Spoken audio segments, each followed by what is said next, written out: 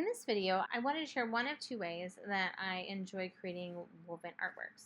So I had a ton of strips of different decorative papers that I had created over the years that I had chopped up for a class that I was teaching a couple weeks ago. So I had cut up far too much material that I needed, as we tend to over prep for things.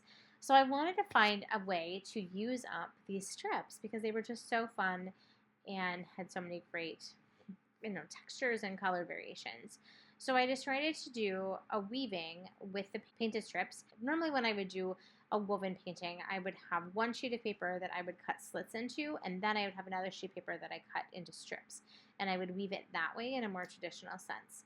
So for this one, I wanted to create a weaving using just strips that I would then mount to a background paper. So now I'm just kind of sorting the strips that I have into different piles. So I'm kind of coming up with color compositions that I like, things that I want to kind of put together, and just kind of letting the colors guide the sorting. And then I'm going to choose one of the piles to turn into a woven painted artwork. So I ended up with 3 different piles. So I'm kind of deciding which one to start with and then kind of where I'm going to go from there.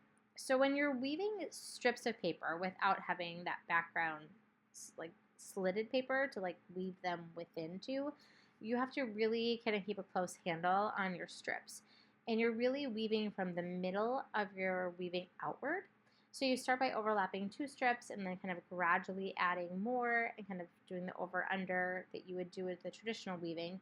But here you're kind of holding things in place as you're building up the woven material. And eventually there's going to be so many strips woven together that it's going to really start to have some nice solidity to it, and it's going to be a lot more stabilized. But in the beginning there, you'll notice there's a lot of wiggling and kind of having to reweave some sections as I start to build up some stabilization among the strips. They kind of really start to lock together to create the ultimate weaving in the end. But it's really fun. This is a really fabulous way to kind of take your painted or decorative paper in a different direction. A lot of this paper was done doing different abstract and unconventional mark making approaches and different watercolor techniques, and even I think some marker stuff. I don't know. I love to collage, so I have a giant stash of decorative paper that I create when I just kind of want to restock my art supplies.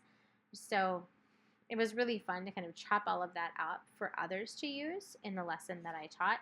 But now it's great to circle back to the extra materials and breathe new life into them, because these are papers that I remember very clearly what I was doing and how I manipulated materials and media to create the big sheets of paper.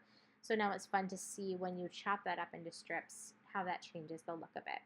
And it's a really fun way to play with different color. So for this one, I love working with complementary colors. It's one of the color schemes that's a go-to for me. It's very appealing to the eye. And when you're doing a weaving, I don't have to worry about the colors mixing together, which is often a tricky thing about using complements, because when they mix together, they neutralize. But when they're just done using strips of paper for collage or weavings, they maintain their own independent color. But as I'm weaving them together, I'm creating a composition. So I'm just very intuitively and in the moment kind of deciding, do I go with a blue strip? Do I go with an orange strip? Which kind of blue strip? Because I did end up having a couple different pages that were created with the same kind of blue tone, kind of that, ultramarine sort of blue. And then the oranges are all coming from the same giant sheet of orange textured paper that I had created.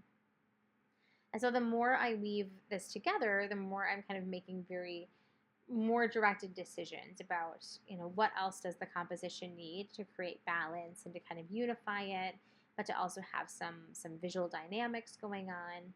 And then how far out do I want to go? So the size of this is limited to the length of each strip.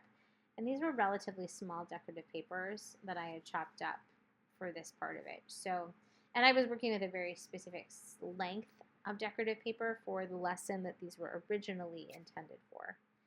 So I'm kind of weaving and weaving until I get the bulk of it done and kind of adjusting and pulling strips so that they kind of line up and even out. And then the next step in this process is to get out your glue stick and kind of secure it a little bit to itself. So those outer edges, you have to kind of put a little glue down and then give it a good squash, because the goal is to have it so the outer strips on your weaving don't fall out because the whole weaving can kind of come unraveled. And the glue is sticky, right? Because it's an adhesive, so you have to be mindful of when you put the glue down, it can pick up and kind of grab the strip and pull it out on you. So this part is a little bit, tedious to do, but it's a very important step in stabilizing the weaving itself. So I kind of go around and do all of the outermost edges of the strips on the front side. And then I'm going to go ahead and I'm going to flip it over and do the same thing on the back side. I don't necessarily have to do the back side too, but I do really want this to be very stable so that when I attach it to a background paper, I know that nothing's going to fall off. And I'm also going to be putting a lot of glue on the back side of the weaving to adhere it to the back paper, and I don't want any of the strips wiggling and loosening and kind of getting gaps in them as I work on attaching it to the background paper for its final stabilization.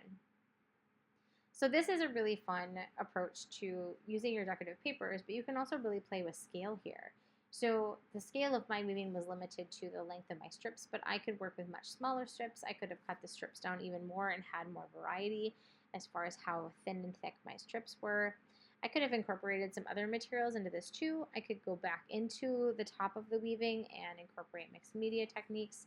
That's something I very much love to do, and I share that in a Skillshare class that I have where we do the weaving in the traditional sense, and then we work back into the weavings as kind of the start of the composition and kind of take that further and do some different mark making and add value with colored pencils and ink and markers to kind of give it a more dynamic and interesting composition.